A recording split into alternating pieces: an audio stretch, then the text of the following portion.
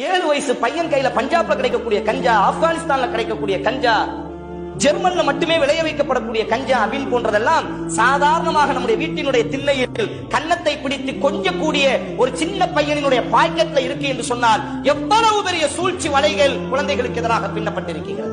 இந்த பெரிய ஆச்சரியம் என்னன்னா, இந்த காவல்துறை அதிகாரிகள் சொன்ன ஒரு தகவல், முஸ்லிம்களாகிய உங்க தரப்புல தான் பெரும் அளவிற்கு கஞ்சாக்கள் விநியோகிக்கப்படுகிறது. அதாவது உங்க சமூகத்திற்குள்ளதான் கஞ்சா புழங்கப்படுகிறது. காரணம் என்ன அப்படின்னு கேட்டால், முஸ்லிம் பெற்றோர்கள் குழந்தைகளை வளர்க்கறது இல்ல. வாப்பாமார் எல்லாம் வெளிநாடுகள்ல இருக்கிறாங்களா இல்லையா?